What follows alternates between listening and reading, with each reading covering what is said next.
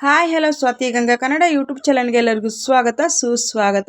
ಇವತ್ತಿನ ವಿಡಿಯೋದಲ್ಲಿ ಮಕರ ಸಂಕ್ರಮಣ ಇದೆ. ಇವತ್ತಿನ ದಿವಸ ಯಾವ ಕೆಲಸಗಳನ್ನು ಮಾಡಬೇಕು, ಯಾವ ಕೆಲಸಗಳನ್ನು ಮಾಡಬಾರ್ದು ಅನ್ನೋವಂಥ ಕಂಪ್ಲೀಟ್ ಆಗಿರುವಂಥ ಮಾಹಿತಿನ ಕೊಡ್ತೀನಿ.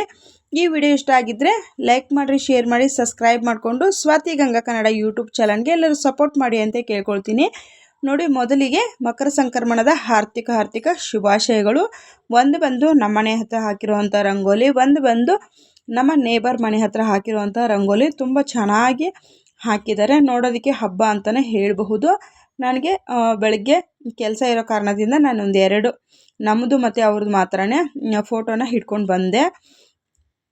ಬನ್ನಿ, ಇವತ್ತು ನಾವು ಮನೆಯಲ್ಲಿ ಯಾವ ಕೆಲಸಗಳನ್ನು ಮಾಡಬೇಕು, ಯಾವ ದಾನಗಳನ್ನು ಕೊಡಬೇಕು, ನಾವು ಸ್ನಾನದ ನೀರಿಗೆ ಏನನ್ನು ಹಾಕಿ ಸ್ನಾನವನ್ನು ಮಾಡಿದ್ರೆ ನಮ್ಮಲ್ಲಿರೋವಂಥ ನೆಗೆಟಿವ್ ಎನರ್ಜಿ ಆಗಿರಬಹುದು, ನಮ್ಮ ಮನೆಯಲ್ಲಿರತಕ್ಕಂತಹ ಒಂದು ನೆಗೆಟಿವ್ ಎನರ್ಜಿ, ನಮಗೆ ಯಾವುದಾನ ಒಂದು ದೋಷಗಳಿತ್ತು ಅಂತಂದರೆ ಕೂಡ ಆ ಒಂದು ದೋಷಗಳನ್ನು ನಾವು ಹೇಗೆ ನಿವಾರಣೆಯನ್ನು ಮಾಡ್ಕೊಳ್ಳೋದು ಅನ್ನೋದನ್ನು ಕೂಡ ನಾನು ಈ ವಿಡಿಯೋದಲ್ಲಿ ತಿಳಿಸ್ಕೊಡ್ತೀನಿ. ಬನ್ನಿ, ವಿಡಿಯೋನ ಶುರು ಮಾಡೋಣ.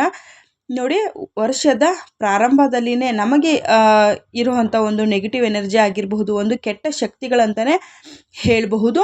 ಅದನ್ನು ನಾವು ಒಂದು ದೂರ ಮಾಡ್ಕೊಳ್ಬೇಕು.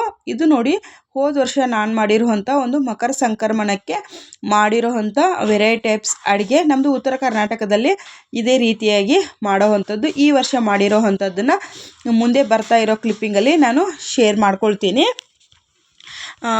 ಬನ್ನಿರಿ, ಎಲ್ಲರೂ ಊಟ ಮಾಡ್ಕೊಳ್ಳಿ ಅಂಥೇಳಿ ಕೇಳ್ಕೊಳ್ತೀನಿ. ಮತ್ತು ಬನ್ನಿ, ಇವತ್ತಿನ ದಿವಸ ನಾವು ಯಾವ್ಯಾವ ದೇವರುಗಳನ್ನು ದರ್ಶನವನ್ನು ಮಾಡ್ಕೊಳ್ಬೇಕು ಅನ್ನೋದನ್ನು ಸಹ ತಿಳಿಸ್ಕೊಡ್ತೀನಿ.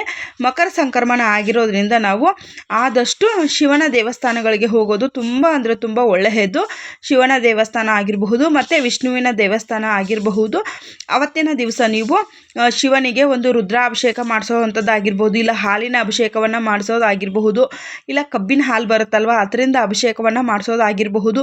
ಈ ರೀತಿಯಾಗಿ ಮಾಡೋದ್ರಿಂದ ನಿಮಗೆ ತುಂಬ ನಿಮ್ಗೆ ಏನಾನ ಒಂದು ದೋಷಗಳಿದ್ರು, ಮನೆಯಲ್ಲಿ ದಾಂಪತ್ಯದಲ್ಲಿ ಬಿರುಕು ಅನ್ನೋವಂಥದ್ದು ಇದ್ದರೂ ಕೂಡ, ನಿಮ್ಮ ಮನೆಯಲ್ಲಿ ಕಲಹಗಳು, ನೆಗೆಟಿವ್ ಎನರ್ಜಿ ಇದ್ದರೂ ಕೂಡ ಅದು ಕೂಡ ನಿಮ್ಮ ಮನೆಯಿಂದ ದೂರವಾಗುತ್ತೆ. ವಿಷ್ಣುವಿನ ದೇವಸ್ಥಾನ ಇಲ್ಲಾಂದರೆ ಶಿವನ ದೇವಸ್ಥಾನಕ್ಕೆ ಹೋಗಿ ನೀವು ಪೂಜೆಯನ್ನು ಮಾಡ್ಕೊಂಡು ಬರೋದ್ರಿಂದ ತುಂಬ ನಿಮಗೆ ಅತಿ ಶೀಘ್ರವಾಗಿ ಒಳ್ಳೆಯ ಫಲಗಳನ್ನುವಂಥದ್ದು ಸಿಗುತ್ತೆ. ಇಲ್ಲಿ ನೋಡಿ, ಪ್ರತ್ಯೇಕವಾಗಿ ನಾವೇ ಅಭಿಷೇಕವನ್ನು ಮಾಡೋವಂಥದ್ದು, ನೀಲಾಂಜನ ಅಭಿಷೇಕ ಆಗಿರ್ಬೋದು, ಪಂಚಾಮೃತ ಅಭಿಷೇಕ ಆಗಿರ್ಬೋದು, ಹಾಲಿನ ಅಭಿಷೇಕ ಆಗಿರಬಹುದು, ಎಳೆನೀರು, ಪ್ರತಿಯೊಂದು ಪ್ರತ್ಯೇಕವಾಗಿ ಲಿಂಗವನ್ನು ಮುಟ್ಟಿ ನಾವು ಇಲ್ಲಿ ಅಭಿಷೇಕವನ್ನು ಮಾಡೋವಂಥದ್ದು.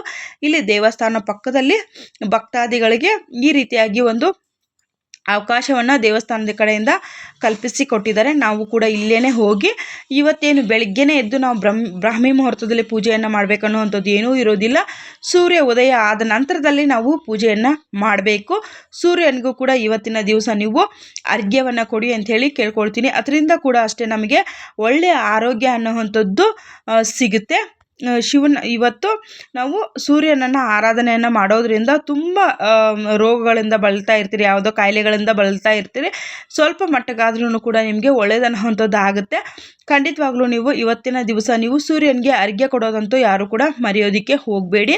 ಸ್ನಾನದ ನೀರಿಗೆ ಈ ವಸ್ತುಗಳನ್ನು ಹಾಕಿ ನೀವು ಸ್ನಾನ ಮಾಡೋದ್ರಿಂದ ಕೂಡ ನಿಮಗೆ ದೇಹದಲ್ಲಾಗಿರಬಹುದು ಒಂದು ನಮಗೆ ಗೊತ್ತೇ ಇರೋದಿಲ್ಲ, ನಮಗೆ ದೋಷ ಅನ್ನೋವಂಥದ್ದು ಇರುತ್ತೆ. ದೋಷ ಅಂತಂದರೆ ಯಾವ ರೀತಿಯಾಗಿ ಅಂತಂದರೆ, ನಮಗೆ ನೆಗೆಟಿವ್ ಎನರ್ಜಿ ಅನ್ನುವಂಥದ್ದು ನಮ್ಮ ದೇಹದಲ್ಲಿ ಇರುತ್ತೆ, ನಮಗೆ ಅದು ಗೊತ್ತಿರೋದಿಲ್ಲ.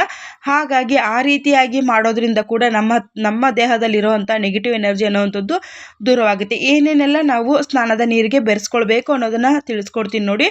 ಮೊದಲಿಗೆ ನೀವು ಎಳ್ಳೆಣ್ಣೆ, ಇವತ್ತು ಮಕರ ಸಂಕ್ರಮಣ ಆಗಿರೋದ್ರಿಂದ ನೀವು ಎಳ್ಳೆಣ್ಣೆಯನ್ನು ಹಚ್ಚಿಕೊಂಡು ತಲೆಗೆ ಮತ್ತು ಮೈಗೆ ಎಲ್ಲ ಸವರ್ಕೊಂಡು ಸ್ನಾನವನ್ನು ಮಾಡಿಕೊಂಡು ನೀವು ಬಿಸಿಯಾಗಿ ನೀರನ್ನು ಹಾಕೋದ್ರಿಂದ ನಿಮಗೆ ಶನಿ ದೋಷ ಆಗಿರ್ಬೋದು, ಅಷ್ಟಮ ಶನಿಗೆ ಸಂಬಂಧಪಟ್ಟಿರುವಂಥ ದೋಷಗಳೆಲ್ಲ ನಿವಾರಣೆ ಅನ್ನುವಂಥದ್ದು ಆಗುತ್ತೆ. ನಿಮ್ಮ ಜಾತಕದಲ್ಲಿ ಏನಾನ ಶನಿಯ ಪ್ರಭಾವ ಇದ್ದರೂ ಕೂಡ ಕಡಿಮೆ ಆಗುತ್ತೆ. ನೋಡಿ, ಈ ವರ್ಷ ನಾನು ಮಾಡಿರೋವಂಥ ಮಾದಲಿ ಆಗಿರ್ಬೋದು, ಈ ವರ್ಷ ನಮ್ಮ ಮನೇಲಿ ಮಾಡಿರೋವಂಥ ನೈವೇದ್ಯಕ್ಕೆ ಆಗಿರ್ಬೋದು, ಈ ರೀತಿಯಾಗಿ ನಾನು ಈ ಸತಿಗೆ ಅಡುಗೆಯನ್ನು ಮಕರ ಸಂಕ್ರಮಣಕ್ಕೆ ಅಡುಗೆಯನ್ನು ಮಾಡ್ಕೊಂಡಿದ್ದೀನಿ. ಇಷ್ಟ ಆದರೆ ಒಂದು ಲೈಕ್ ಮಾಡಿ ಅಂಥೇಳಿ ಕೇಳ್ಕೊಳ್ತೀನಿ. ನೋಡಿ ಈ ಸ್ನಾನದ ನೀರಿಗೆ ಎಳ್ಳೆಣ್ಣೆ ಮತ್ತು ಎಳ್ಳೆಣ್ಣೆ ಇಲ್ಲ ನಮ್ಮ ಮನೆಯಲ್ಲಿ ನಾವು ಎಳ್ಳೆಣ್ಣೆನ ಬಳಸಲ್ಲ ಅನ್ನೋವಂಥವ್ರು ಎಳ್ಳು ಇರುತ್ತಲ್ವ, ಬಿಳೆ ಎಳ್ಳು ಪ್ರತಿಯೊಬ್ಬರು ಮನೆಗೆ ತಂದಿರ್ತೀರ. ಅದನ್ನು ತಲೆಗೆ ಸ್ವಲ್ಪ ತಲೆಗೆ ಬಿಳಿ ಎಳ್ಳು ಆಗಿರ್ಬೋದು, ಕರೆ ಎಳ್ಳಾಗಿರ್ಬೋದು, ತಲೆಗೆ ಹಾಕ್ಕೊಂಡು ತಲೆಗೆ ಸ್ನಾನ ಮಾಡೋದ್ರಿಂದ ಕೂಡ ನಿಮಗೆ ಅದರಿಂದ ಏನಾನ ಒಂದು ದೋಷಗಳಿದ್ರೂ ಪರಿಹಾರವಾಗುತ್ತೆ.